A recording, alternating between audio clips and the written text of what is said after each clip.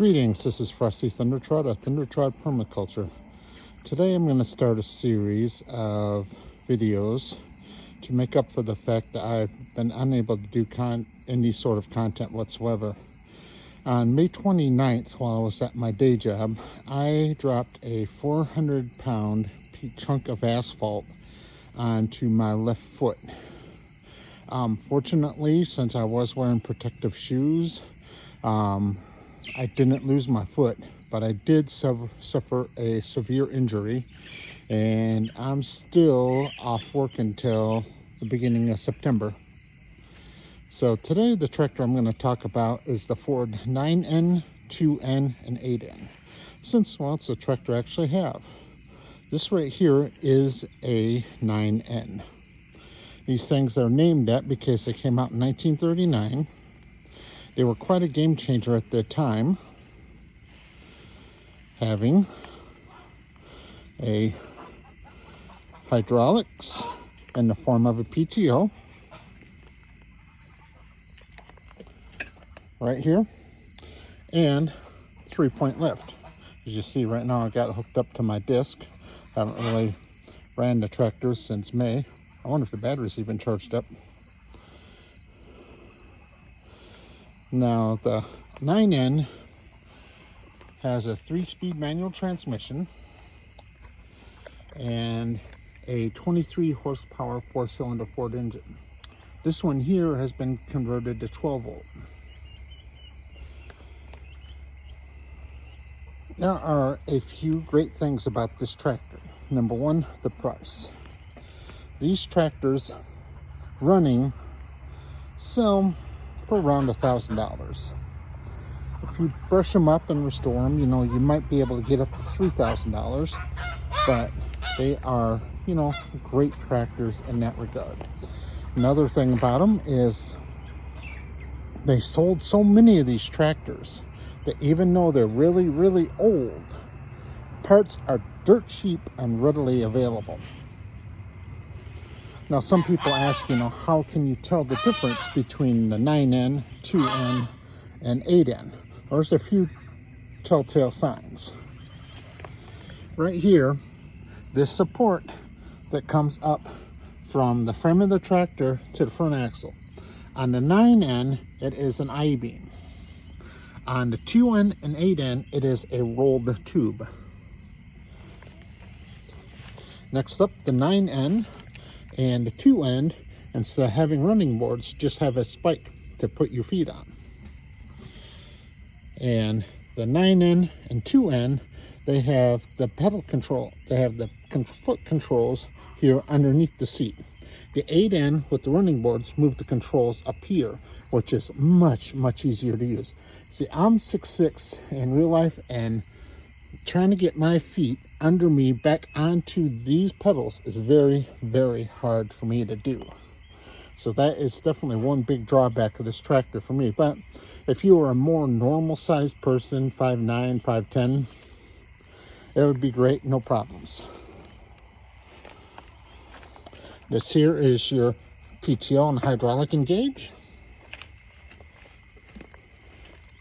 And this is another different way you can tell. The 9N and 2N have the bolts on the inside. The 8N have them out here towards the outer edge of the rim on the tires. As you can see, this has had new tires put on it. Now, the one way to tell a 2N from a 9N is the 2N will have a hole here for a crankshaft, because 2Ns were made during World War II. So they were essentially the 9N tractor stripped down. Most of these after the war were retrofitted back to the 9N standard, so it can be kind of hard to tell them apart. And this is one thing I do like about the N-Series tractors, is the exhaust is actually down here under your tractor, so it's not up. So it's not up here. Like many tractors have them right here, and then the smoke is coming back into your face. Because with the age of this thing, it does trip. Now this is your control for your PTO. Now the 9N, the PTO is either up or it's down. It has no foot function. It's either up or down.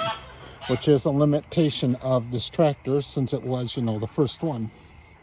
Also, as you notice here, this is an adapter put on because the original PTOs on these won't fit modern equipment. So you have to have a converter like this.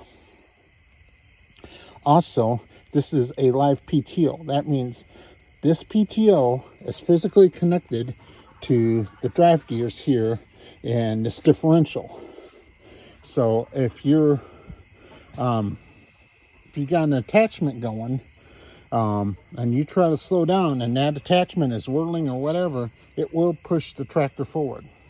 There is an attachment you can get, which is an override clutch, which goes right here onto the PTO. This one does not have it. It just, actually it does. See right here?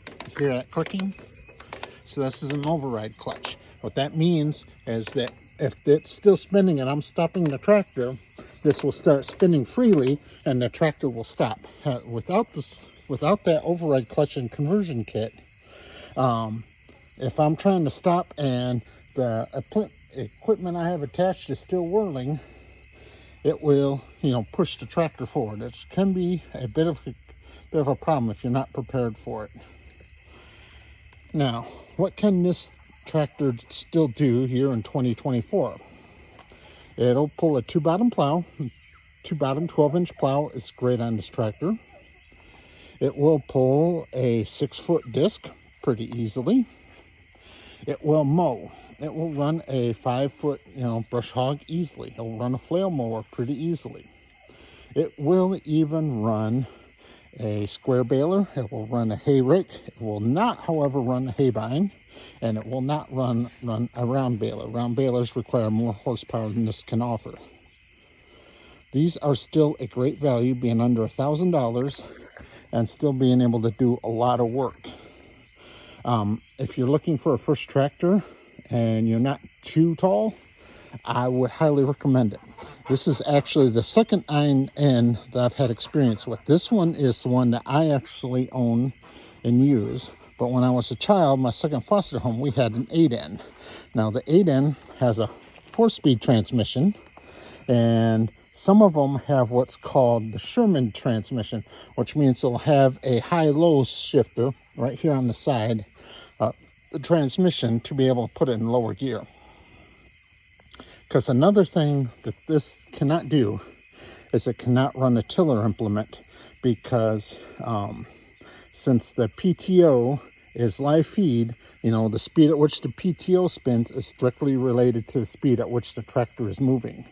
So you need to have, in order to do a good job tilling, you need to have the tiller rotating at a much faster rate than what the tractor is moving. So that way, you know, the tiller tines can actually grab and dig in. But overall, I do recommend the 8N, 2N, and 9N tractors. I'm going to continue this series, primarily talking about my two favorite brands, which is Ford and Oliver. Thank you very much for watching.